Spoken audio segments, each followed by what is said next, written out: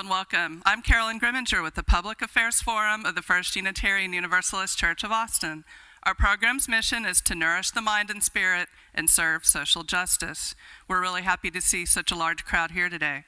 Our forums occur on most Sundays and are free and open to the public. They occur at 12 noon here in our sanctuary. Our church is physically located at 4700 Grover Avenue. For more information about our public affairs forums, you can go to our church website at www.austinuu.org. And now Richard Halpin is going to introduce our speaker. Thank you, Carolyn.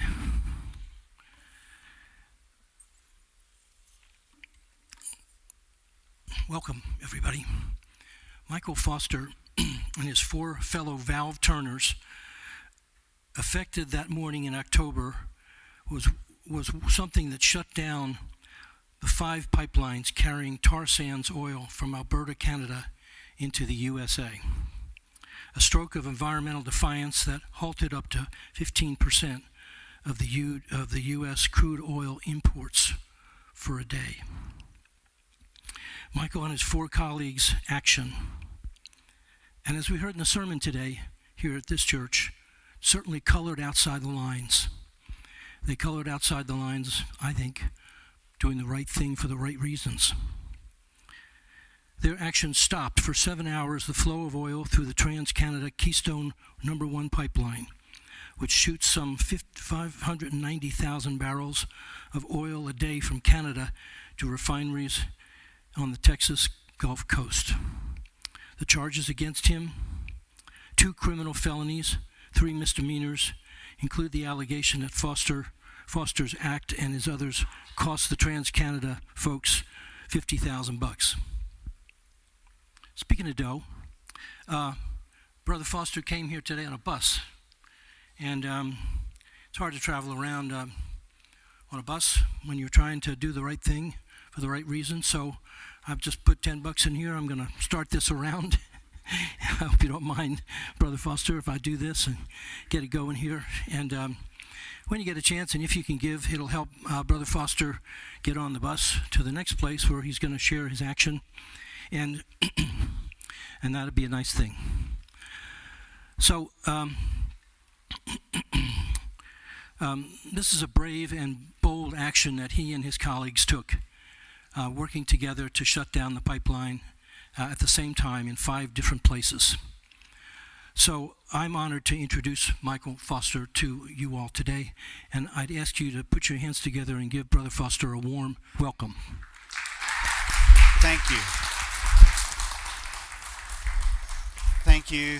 Thank you very much. Thanks for inviting me. I'm so grateful to be able to go around and spend a year telling my story about this action and about what led me to it. If this will play, are we going to try this now?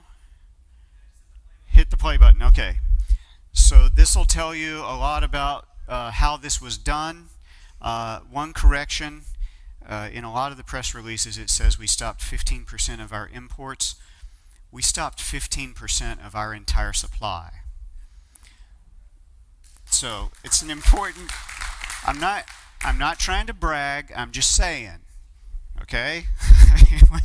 it was a lot, and it was done by 5 little old middle class average neighbor next door people with 4 pairs of bolt cutters. It was that easy. Okay, so here's the film.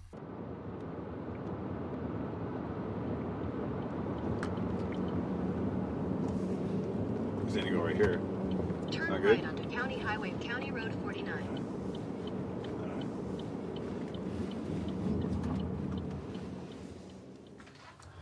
Basically, this is Leonard. It's gonna be past these 2 legs here, kind of down this corner. There's a gate there and a gate there.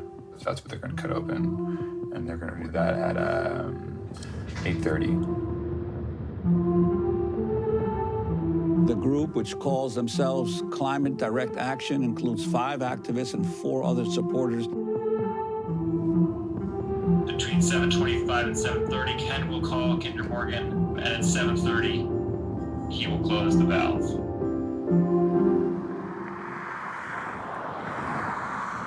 When we fight, we win. Heard you guys say. This is the only way we get their attention. This is the only way we can put a stop to it, is by putting our own bodies on the line, because all other avenues have been exhausted at this point. So for the sake of the children and the earth that we love, you know, I'm ready to do this. How do you feel? Somber and worried, but also serene. You know, at this point, we have to do something.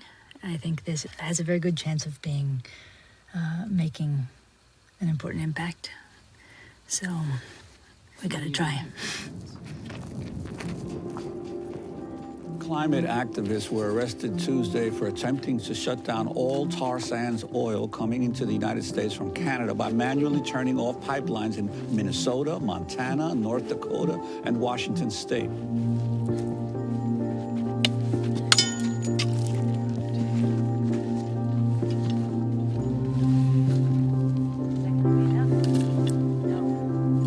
I'm here with Emily Johnson and Annette Clapstein.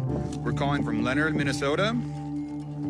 We're currently at the block valve sites for lines 4 and 67. There's 10 miles southeast from the Clearbrook pumping station. For the sake of climate justice, to ensure a future for human civilization, we must immediately halt the extraction and burning of Canadian tar sands.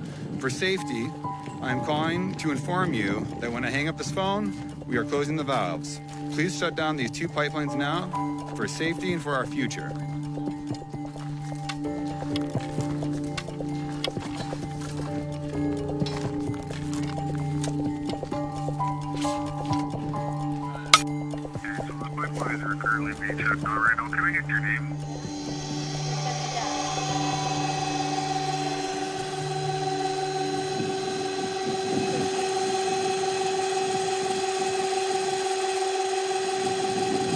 It's like the temperature on the earth going down as they close that valve. Exactly right. So line 67 is being shut down.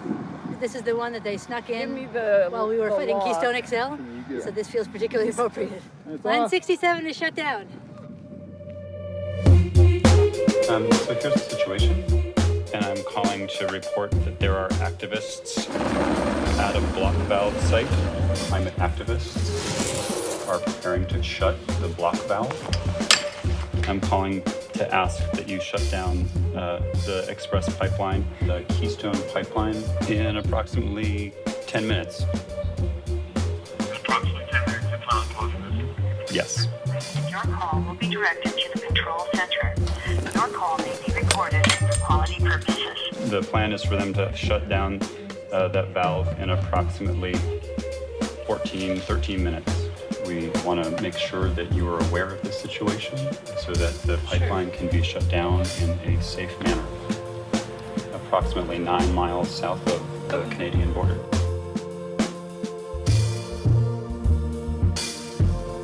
Keystone Pipeline, North Dakota. I'm Michael Foster. In order to preserve life as we know it and civilization, give us a fair chance and our kids a fair chance, I'm taking action as a citizen. I am duty bound.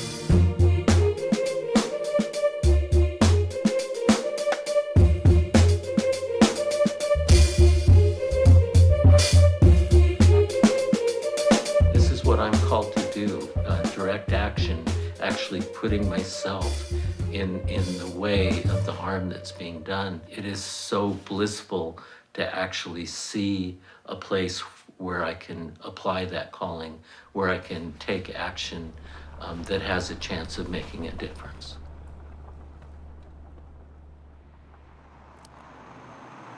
I have been charged by the prosecuting attorney for Skagit County, Washington, with 4 crimes: burglary, criminal trespass, sabotage, and assemblage of saboteurs for my action last Tuesday, closing a safety valve on the Trans Mountain pipeline and blocking the flow of Canadian tar sands oil from Alberta to the Anacortes refineries. There is no question about what I did. I live streamed it, and you can see the video at www.shutitdowntoday. The only question is whether what I did was an appropriate and practical response to what President Obama recently described as the terrifying climate conditions.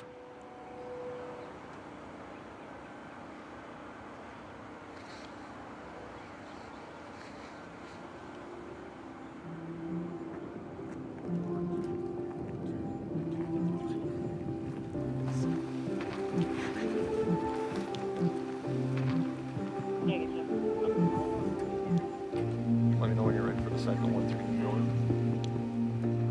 The activists and journalists are all facing jail time. Some could die in jail if sentenced fully on every charge. Even still, they say they'd do it all over again. As a young person on this planet, I'm going to be living through this century, and any children I might have will also be living through these consequences. If people are not acting as though there's an emergency, people don't believe that there's an emergency. And so for me, this is all about acting consistent with the threat that I'm seeing.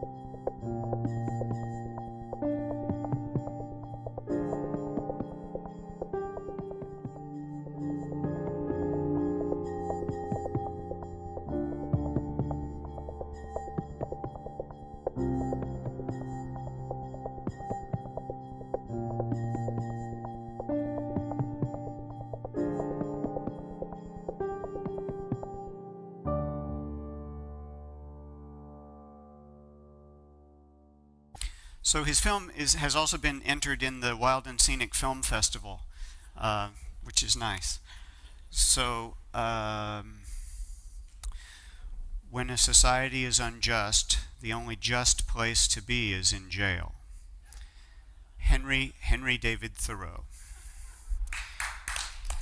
I gotta tell you, I feel much freer having done this and done something that might matter than I did ever before I did this.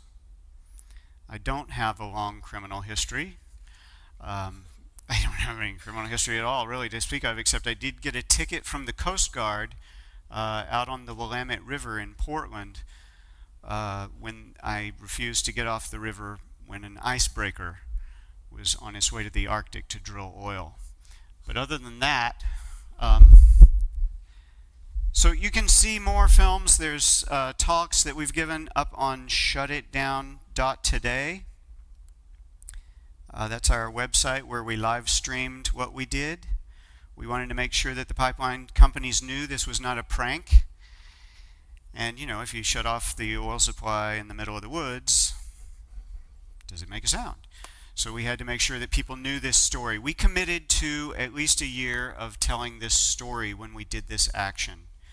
So I'm really grateful to be here. I'm really grateful for the collection. Thank you very much. I work one day a month to make money, and the rest of the time I organize to make things live. Because because I can't live with myself. Where do you want to be when the world ends? Where do you want to be? We've been given notice. And we are now living on borrowed time, and the time we're borrowing is borrowed from our children. You know, the bus ride I'm taking is going to spew diesel, even though it's mass transit, and I'm not putting it up in the stratosphere anymore. I can't put more carbon into the stratosphere. That stuff sticks around for centuries. So I'm driving on this diesel bus, which is never turned off, for 3 days from here to Seattle. I'm blowing my carbon budget for the decade, right? And it's my kids' carbon budget. So I started organizing children in a group called Plant for the Planet.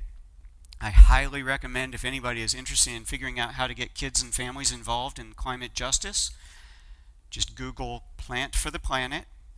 Have a little meeting, a little Saturday workshop here at the church. We've done these in Unitarian churches, in schools. The mayor of Seattle was supporting one a few years back. It's a great way for kids to stand up, learn how to do a presentation like this, talk to the mayor, the governor, pass laws, make things happen. Because when a 10-year-old stands up and talks about what I'm talking about, it's completely different. Because it belongs to them. Doesn't belong. It's not my carbon budget. You know, whatever it is, the beef I'm eating or the beer I'm drinking, I'm borrowing that off of their lifetime. I'm going to make their future. Kathleen Dean Moore, a philosopher from OSU, said, everything we do in this fossil-fueled culture to privilege our children makes their futures less likely.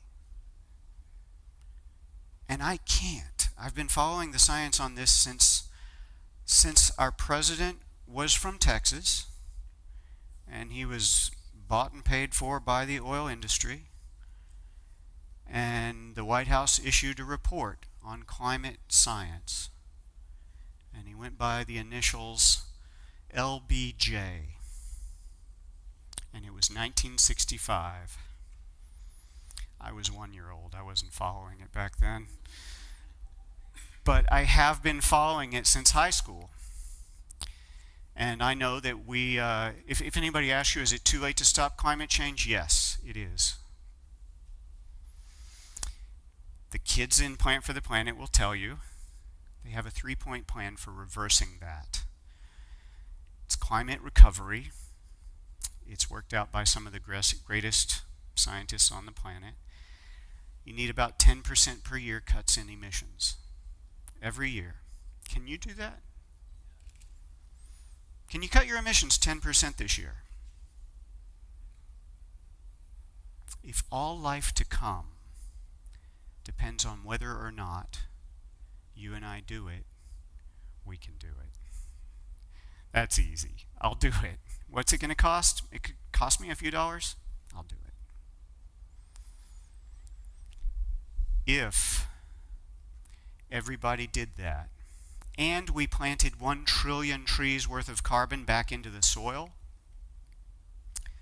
that's 1 new tree for every 3 trees alive on planet Earth today. And this is how I talk about it in elementary schools. Right? It's climate science goes like this. You've got 3 trillion trees, you need 4. And so if you and I start planting right now, like 1,000 times faster than we ever have in human history, then we can do this. We can put 10 years worth of human pollution back into the ground. If we do less than that, the kids who are suing the state of Washington and the federal government for a climate justice plan, if we do less than that, we are violating their rights to life and liberty and property. And so if you've heard about those kids in court, who were in court on Monday in San Francisco,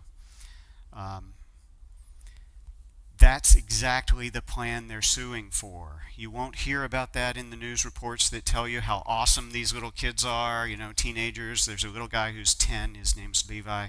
I've been working with these kids. They're amazing, and they inspire me, and I inspire them, and we, do these workshops and things together, and it's great. It's so inspiring. It's so energizing. And I've been doing that for a few years, and we won our case in the state of Washington. The kids went to court in King County, Seattle, and got the first ruling in U.S. history where the courts directed the government to fix climate. They're comparing this to Brown versus Board of Education. This is huge. This changes everything, right? And we went back to court because nothing happened. And we've been back to court 4 times now. And we're going to be refiling the case in a few days. And that's what radicalized me. That we could win a historic victory underneath the greenest governor in the country, Jay Inslee, who campaigned on climate, and who congratulated these kids when they got their first court decision and said, if you love clean air and you love these kids and you're as proud of them as I am, donate here for my reelection. And 10 days later, he appealed the decision. But nobody heard about that. I did. And the kids did. And that was hard. That was hard. So, do we need to change at the federal level, state level, county level, city level? Yes. Each one of those is essential. Do we have to change at the personal level? Yes. As long as we're the customers, they'll keep turning those pipelines back on. My pipeline was shut off for about a day. I was lucky enough to stop 590,000 barrels of toxic dilbit flowing across the Canadian border. I felt like I was settling up my account, with my kids. It felt pretty good. I've been borrowing against their lifetime for a while now. And it was great to stand on the right side of history just for a moment.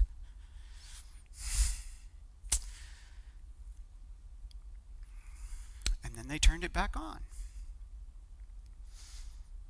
And a month or two ago, it leaked in South Dakota. 5,000 barrels ended up in a farmer's field. And everybody was upset, and it was on CNN. Because he looks ugly, you can see it. You can get a picture of it from a helicopter. It's nasty. Everybody's upset about those bad oil companies, bad pipelines. Clean up your mess. Why isn't it on the news right now? That thing's been flowing. The Keystone 1 has been flowing since 2010. 15% of our daily consumption is tar sands oil. That's what we're putting in our gas tanks. That's what we have to stop. So we hold ourselves accountable, and our leaders accountable, and our companies accountable. And we sue Exxon for hiding the climate science they knew 40 years ago. They had a guy, their climate scientists, did a slideshow for the board of directors. It was really popular. A year later, he sends a memo and he says, humanity has about 10 years, 5 to 10 years to figure out the math on this and wean ourselves off of fossil fuels. That was 1978. I was a freshman in high school. I have been profiting. I have been comfortable. I have been warm. And I have moved myself around all over the country. And I have done this to my kids and my family here in Texas that I came to visit for the holidays. I have done this. This is on my lifetime.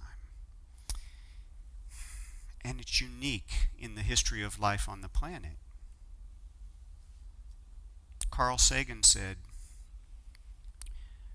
by stroke of luck or chance, you and I are alive at the most important moment in the history of life on earth. Whatever else you're interested in doing, it's not going to happen if you can't breathe the air or drink the water. So don't sit this one out. Do something. Carl is no longer with us to do something.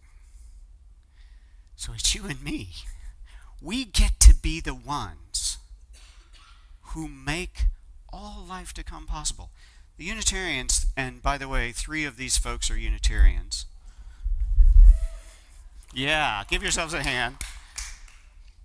When the Unitarians are sitting here, either in this building or something else, I don't know what they'll put in this place, and they're reading about Unitarian and activists and disobedience, you know, they're going to skip through their lessons and they're going to go to the chapter End of the Carbon Era. And they're going to read about a handful of people who made their lives possible 10,000 years from now. That's it.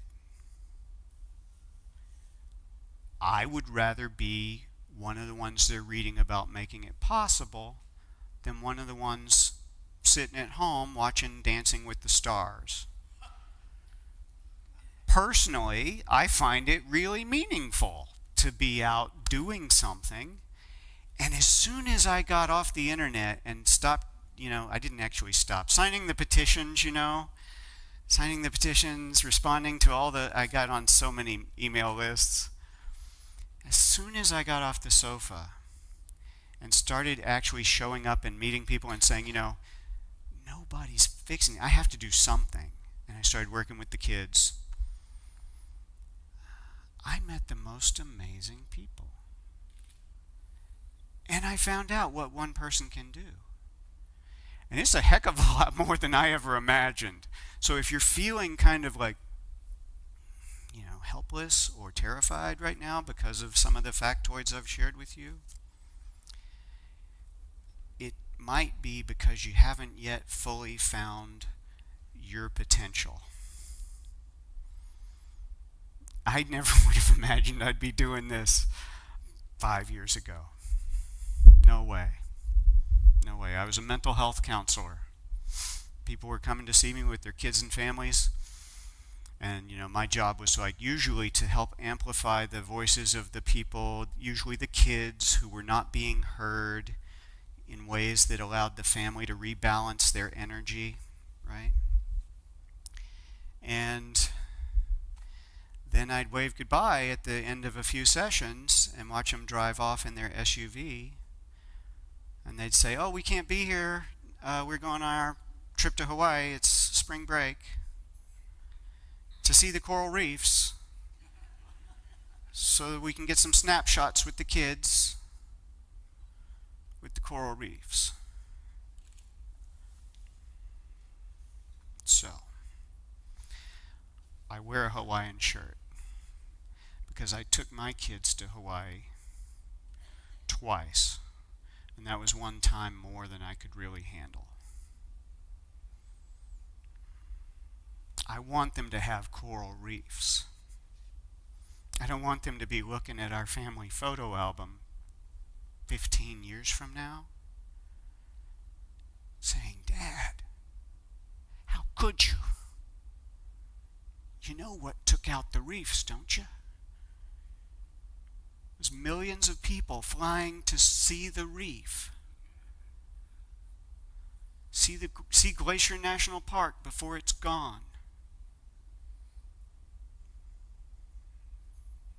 I can't do it. I can't participate in that system. I have to do anything and everything I can to upend that system. And if enough people are interested in this kind of identity, this kind of honor, to be the ones who make life possible, then we will. Then we will. Yeah. So, but in the meantime, we are facing a really terrifying prospect, which is that most people in Austin are not sitting in this room hearing this story. Most people in Austin are out there fighting traffic right now. So it really is up to a tiny little group of people to be the ones who inspire and invite and show up and create an irresistible force. Not an unstoppable force, but an irresistible one. That other people say, yeah, actually, I want to be part of that. I want to be part. There is a group, 350 Austin. Do y'all want to wave or say hi? Or yeah. One of the things I did was I helped co-found 350 Seattle about 5 years ago. And if you want to get involved and make a huge difference, find 350 Austin, show up for their meetings. It's definitely the most powerful way you can use your voice to, I think we were talking earlier about divesting. In Seattle, we've got a team that's working with native leaders to divest our banks. We've gotten the city passed a resolution in support of Standing Rock. We would, as a city, we would not do business with banks that were going to invest in big fossil fuel projects. That was a big deal. We got the city to pass a resolution saying they're going to investigate creating a city bank so that the city can move $4 billion worth of stuff out of any bank that would invest in stuff we don't agree with. That's pretty cool. Yeah. And now, right now in Seattle, there's a group that is targeting a liquefied natural gas refinery, which is being built on tribal land in the middle of the port of Tacoma, which is just south of Seattle. This thing, if any accident happened, it would have the explosive impact of 50 Hiroshimas. It's right in the middle of town. It's on tribal land. The tribe is fighting them in court. And this week, some grandmas who chained themselves to some equipment last summer went to court. And they were really nervous because they weren't going to be allowed to argue much about, they weren't going to be able to bring a lot of witnesses and explain climate science to the jury. So they were really nervous. They had their trial. And while they were having their trial, two fellas chained themselves on top of a construction crane with a banner and spent a few hours up there. 2 days later, people got on top of tripods and chained themselves to the bottom of the tripods in front of the construction entrance, the gates to the construction site. The trial was still going on. It was wrapping up. Actually, it was wrapping up. It was the day the jury was deliberating. The jury was out for a while. These people are on tripods about this same thing on the morning news.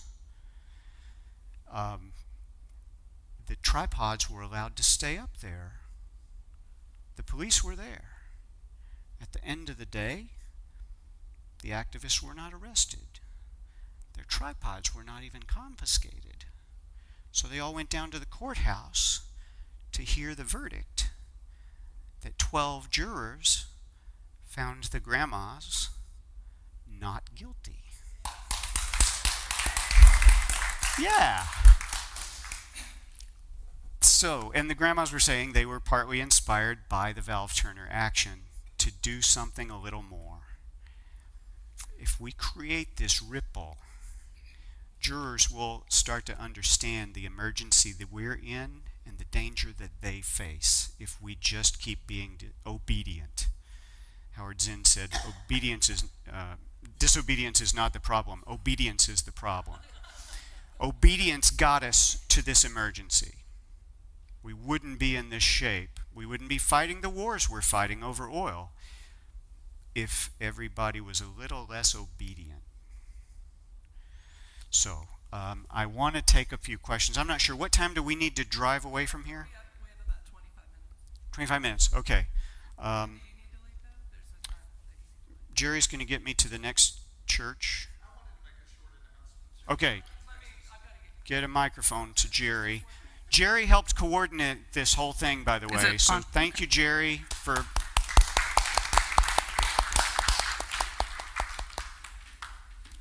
announcement from Jerry. Okay. I'm with Texas Drought Project.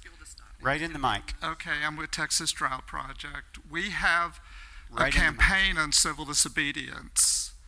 And so I think it's real important for everyone to consider themselves the possibility of being a participant. We've trained about 300 people in Texas. Sometime in the next 6 months, we will move towards action. We've trained people in College Station and Bryan and Houston and Austin and Dallas-Fort Worth. So I'm going to pass out sign-up sheets if you just want to be on our list. And you might, this isn't the right sign-up sheet, but you just might write CD next to your name if you want to just consider it, and we'll send you information. Thank you. Thank you. Okay, would you gentlemen mind standing up with me for a moment? Okay, and we are now a blockade. So if you go to a civil disobedience training, you might learn how to do things like this. And thank you very much for joining the resistance. Thank you. All right. Okay. Yeah. Thanks for being here. I have one question that goes beyond the direct action, that is the legal ramifications. Is there anything we can do about the subversion of the U.S. Constitution and the right of eminent domain to take property for a public purpose to stop that from being taken for the profits of corporations and private individuals? Yeah. So Bold, Nebraska is probably the best organization to follow in terms of landowner rights and eminent domain. They're the ones who are on top of Keystone XL right now, and they have become very sophisticated in their messaging and in their arguments. So if you Google Bold, Nebraska, you'll be right on the cutting edge of landowner rights and eminent domain fights. I would say they would be one of the best groups in the country right now. They created the Cowboy Indian Alliance, the CIA, and they went to Washington, D.C., and they set up teepees, and they had riders out up and down the mall, and they've been protesting the Keystone XL for years. So that's a great organization to go into that more, and the legal aspects. The legal aspects here on the valve turners. Our first trial, Ken was tried up in Washington. You heard him talking about his charges in the video. Got a hung jury the first time around, even though they watched him live streaming his action. They couldn't decide whether he was guilty or not. And then it was really satisfying. And then 6 months later, they retried him. The jury found him guilty on one count and hung on the other count. Then I was tried in North Dakota. I am now a convicted felon for mischief, for conspiracy and trespass. But I got the first not guilty of the valve turners, which was reckless endangerment. The prosecutor in closing arguments compared me to the 9/11 hijackers, to the Unabomber, and said that if the jury let this go, it would bring Sharia law to North Dakota. I was like, wow, I did that? Wow. But the jury heard of me on video. The videographer shot an interview with me in the motel the night before and asked me the question, tell me your plan. I said, well, it's pretty simple. We're going to have to change. Well, first we're going to call and we're going to have them shut the flow off at the pump stations upstream. Then we're going to cut the chains, and we got to cut another chain, turn the valve. It's that simple. This was something they showed to convict me, right? They had hours of video to choose from. They showed that. And then the pipeline executive got up on the stand from TransCanada, and he pretty much said the same thing and called it an unscheduled controlled shutdown, which placed no undue pressure on the pipeline. And then he said it was the most dangerous, reckless thing you could imagine. But of course, the pipeline was never in any danger because TransCanada is safe, right? The Keystone 1 would never leak, right? You can't say in court on the stand that your pipeline is dangerous unless you want to open yourself up to lawsuits. So of course there was never any danger, right? Except that it was incredibly dangerous. So the jury saw through that, and I'm really grateful that I think that in juries, even in a place that votes 90% Trump, I think that jurists take that solemn responsibility very seriously, very seriously. So, other questions? Yes, Jim Bryce here. I, to the surprise of a few of you, have done consulting and spent a lot of time in Calgary in the TransCanada executive offices when they were planning all of this. And it was quite interesting because what I was doing with the team I was up there with, team of consultants and communications, was trying to determine how to use the right-of-way that was being developed for fiber optic communications and trying to influence the executive level to use that as a part of what they had and also as a way to gradually, some of us sub rosa, move them into a way to use the assets they have and transition them to other uses.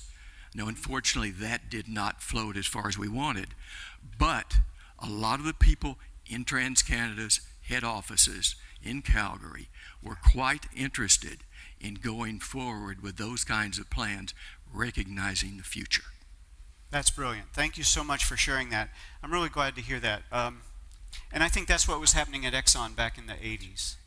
After this, they did the best climate research. It was as good or better than what we were getting from NASA at the time. It was totally cutting edge, and they understood what was going on and that their product was part of it. And whether the planet was warming or not, they needed to know exactly what was happening. And so they found out exactly what was happening, and then they just had to make this financial decision about whether or not we were going to use less of their product or more of their product. And so on a purely financial basis, the decision makers chose to increase their market share. Now, I believe that's the root of our free market dilemma. You cannot have infinite growth on a finite planet. So, but we've got these corporations in Wall Street, and they only have value if they are constantly growing. They don't have a plan for how to shrink themselves. It doesn't matter if we're talking about Exxon or Starbucks or whoever, Amazon. They don't have a plan for selling less stuff next year. And I'm saying this right before Christmas. 25% of our carbon footprint is the holidays. Yeah.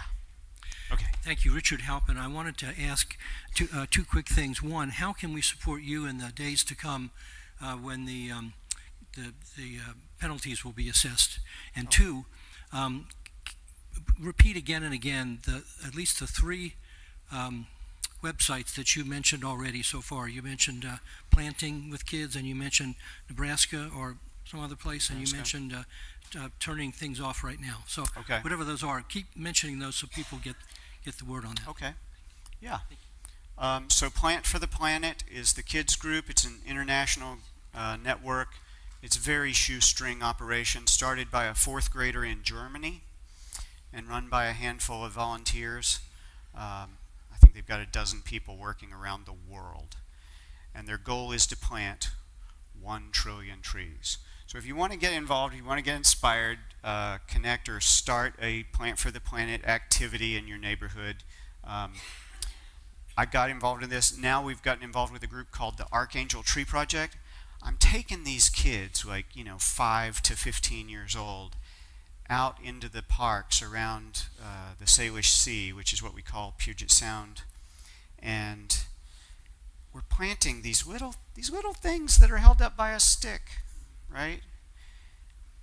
They are clones of the largest tree stump on earth.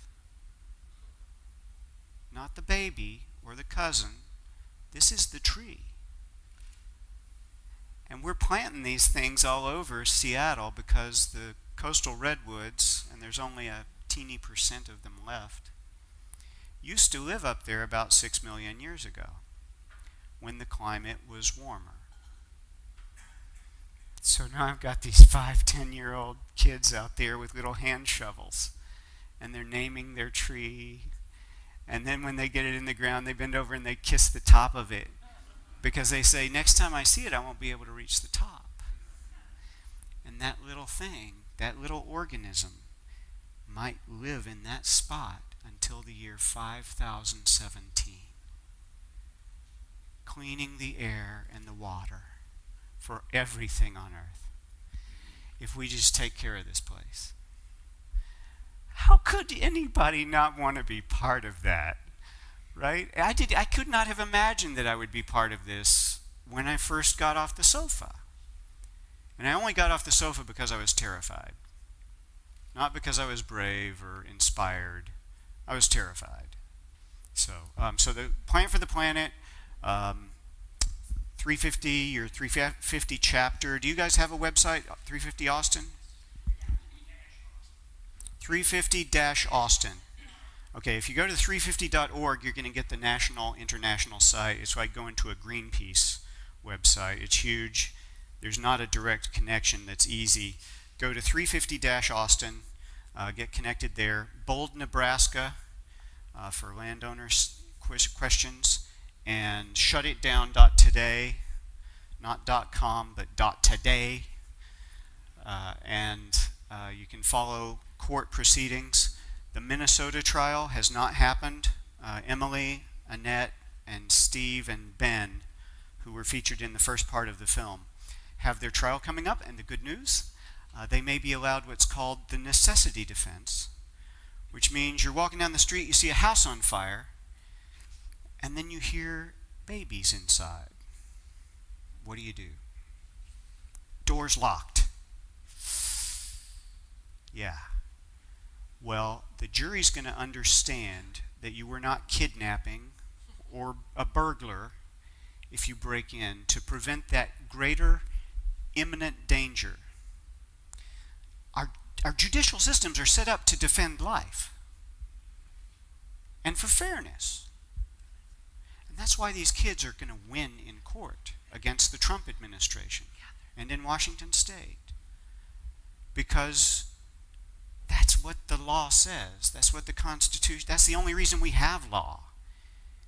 And one generation is unfairly stealing from and injuring pretty much anybody younger than me. Right? If I'm 30 years old, I'm doing it to the 10-year-olds, right? Because of the way we are polluting.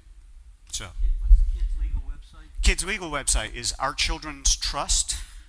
Our Children's Trust, and it's based on the idea of the public trust doctrine, or the commons, which is that in Washington State, the children there in our state constitution now have the legally expressed right to Washington's essential resources, air and water, which they will require to grow to adulthood safely. They are citizens. They may not vote yet, but they are citizens. So it's their water and air. So, yeah, were there other websites? My name is, oh, sorry. Yeah, go ahead. My name is Mike.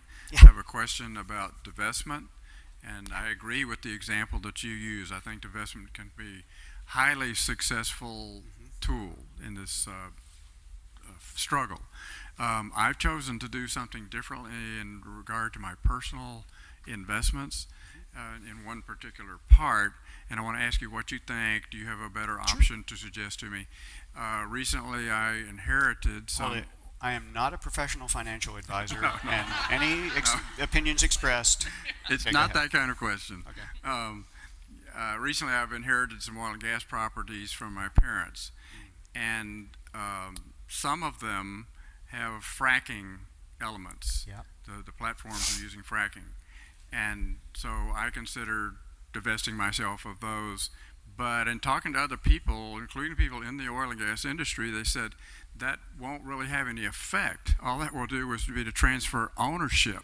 Right. So what I've done, I take the dividends from those, the payments I get, sometimes monthly, sometimes quarterly, and I'm setting those aside to use against them, the industry that is making donations, paying for myself to go to protests or whatever.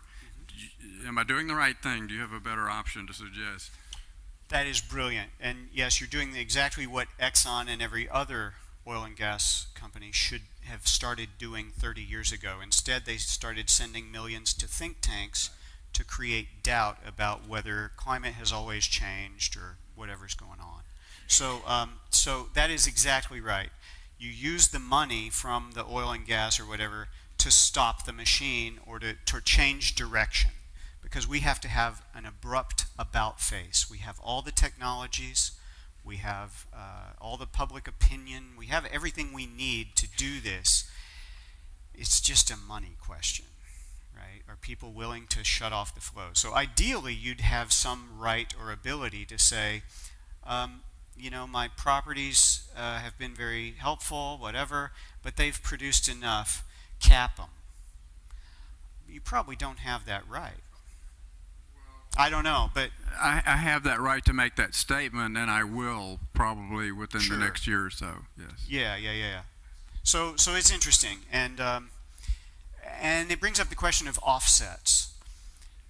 Offsets are a great and necessary idea, just mentally. If I'm bussing myself down here across the country, I want to plant a certain amount of trees to offset the carbon that I'm sticking up in the air. But to be clear, we're in an emergency. We know that life on Earth, according to the geological record, could go on if we had less than 350 parts per million CO2 in the atmosphere. We know that. And you never hear this argued about, even in the right-wing stuff. And we're approaching 410 parts per million right now. We were over 350 when I was in college, and the planet is going to continue heating up for another 30 years, even if we don't pollute anymore, like today. That's why we got to have those trillion trees. So to get back to 350 or lower is what the kids are suing for, 10% less every year, and plant your trillion trees. If everybody on Earth planted a share, that's 150 trees per person. That's a million trees if everybody could plant 150. That's doable. And when a 10-year-old tells you that, you're like, oh gosh, I guess we better do it. So now I lost the thread there. What was the question? One more question. What was the question? Okay. What was that question? Oh, what was the last question? Divestment. So the offsets. So the problem with offsets is that they're like medieval indulgences. Okay. You would go to the church and you would confess your sins, right? And you'd make a donation to the church. You'd bring your little bag of gold coins or whatever they had, you know. The indulgence was, forgive me, Father, for I'm about to sin. And that is exactly what we're doing with offsets. We're saying, okay, I'm taking this trip to Hawaii, and there's a little box I can check here to do my offset. I'm good. Let's go. That CO2, so the CO2 you coming out of your tailpipe, you get a certain amount of energy from burning that stuff to move your car.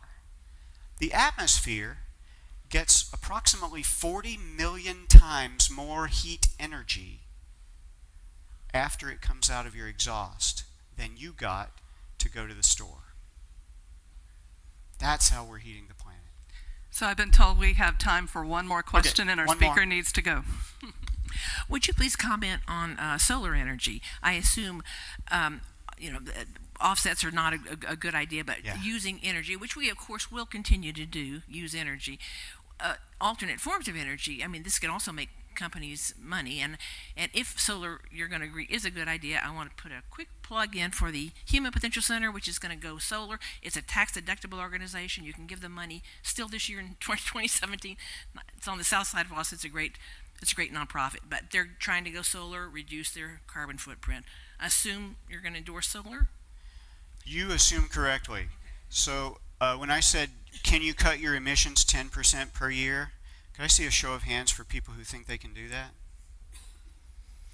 Now, keep your hand up. Now, and if you don't know, go to a carbon calculator, Google carbon calculator, a bunch of them come up, and you can find out what's the biggest thing you waste energy on. You make that change, chances are you've just cut your emissions maybe 15 or 20%. The first few years are really easy, right? 10% a year is a piece of cake until you get down. You'll cut half your emissions before it starts to hurt. So solar, you could put a contract out and get some solar on your house, or get into a community solar garden where you get a share of the solar panels. You could do that before year end, and really, you could cut your emissions more than 10% before the end of 2017. If I tell you cut your emissions this year, you're thinking, oh, I'll get started in 11 months, right? But every month counts. That pollution goes up, and it keeps heating the planet for centuries. So stop the emissions. Stop it today. Don't let it be number 3 on your to-do list. Make it number 1, and think about where you can put pressure on leaders to make a difference. Divestment's a great idea. Solar, there's a lot of great ideas in this room and a lot of great resources, so find each other. Yeah. Thank you so much for coming out and speaking with us today. Yeah. Very great presentation. All right. Thanks. All righty. And thank you for the bus money. Thank you very much for the bus money. I appreciate it.